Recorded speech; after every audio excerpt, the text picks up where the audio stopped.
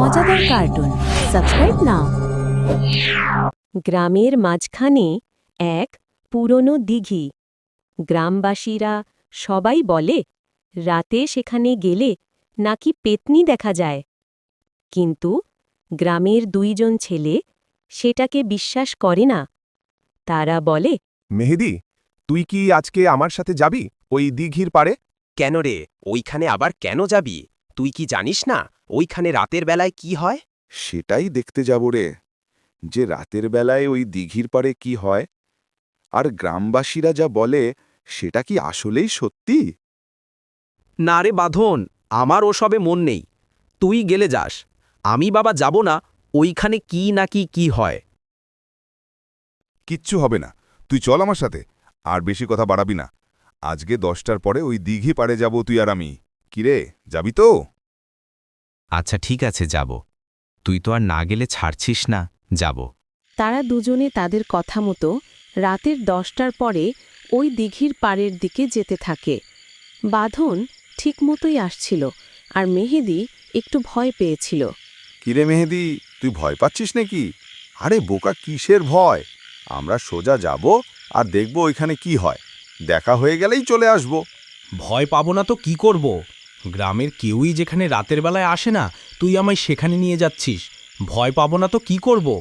তারা দুজনে কথা বলতে বলতে দিঘির পাড়ের কাছাকাছি চলে আসে, আর তখন বাঁধন বলে, চল, আমরা ওই ঝোপগুলোর কাছে বসে থাকি, তাহলে আমাদের কেউই দেখতে পারবে না।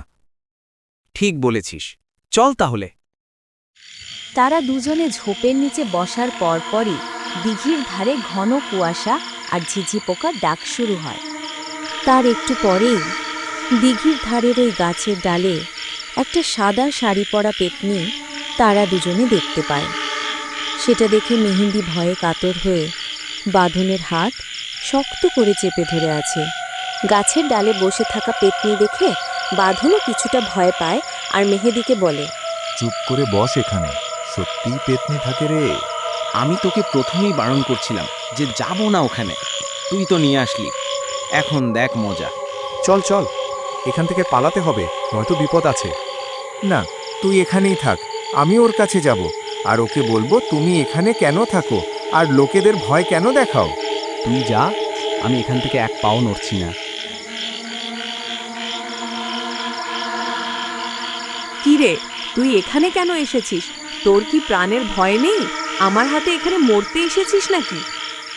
না, আমি মরতে আসিনি, আমি তোমার দুঃখ জানতে এসেছি। তুমি কেন এখানে এই গাছের ডালে বসে থাকো, আর কেনই বা লোকেদের ভয় দেখাও? তোর এসব শুনে কাজ নেই। তুই শুধু শুনে রাখ, যেই লোকেরা অসহায় মেয়েদের দিকে কুনজরে তাকাবে, আমি তাকে ছাড়বো না। কেন, তোমার সাথে এরকম কিছু হয়েছিল নাকি বলো? আমি তোমাকে সাহায্য করতে চাই। তোর সাহায্যের আমার দরকারই নেই। আমার সাহায্য আমি নিজেই করব। তোকে ভাবতে হবে না এসব। তুই প্রাণে বাঁচতে চাইলে পালা এখান থেকে, এক্ষুনি পালা। না, আমি জানি তুমি আমার কোনো ক্ষতি করবে না। তুমি বলো, তোমার সাথে এমন কি হয়েছিল যার কারণে তুমি আজকে এমন হয়ে গেছো? শোনেই যাবি তাহলে? শোন তাহলে আমার সাথে কি হয়েছিল। আমি সন্ধ্যায় প্রাইভেট থেকে আসছিলাম। গ্রামের বখাটে ছেলে ঝন্টু আর মিন্টু দুজনে আমাকে বলে, কিরে, কোঠা থেকে আসছিস এই সন্ধেবেলায়? আমি বললাম যে প্রাইভেটে গেছিলাম। কথা বলতে বলতে যেই দেখলো আশেপাশে কেউ নেই, তখন তারা আমাকে এই দিঘির পাড়ে তারা আমার সাথে খারাপ কাজ করে আর আমাকে মেরে ফেলে। তখন আমার দেহের মৃত্যু হলেও আমার আত্মার মৃত্যু হয় না। আমার আত্মা মুক্তি পায় না। আমি তখন থেকেই এখানে আছি আর খারাপ লোকেদের শিক্ষা দেই। সব করলে তোমার আত্মা কোনোদিনও মুক্তি পাবে না।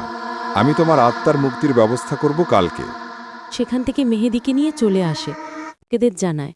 গ্রামের লোকেরা তখন ঝুন্টু আর মন্টুকে ধরে পুলিশের হাতে তুলে দেয়। আর এভাবে এখন দিঘির পাড় ভূতের ভয় থেকে মুক্তি পেল, আর মেয়েটির আত্মাও।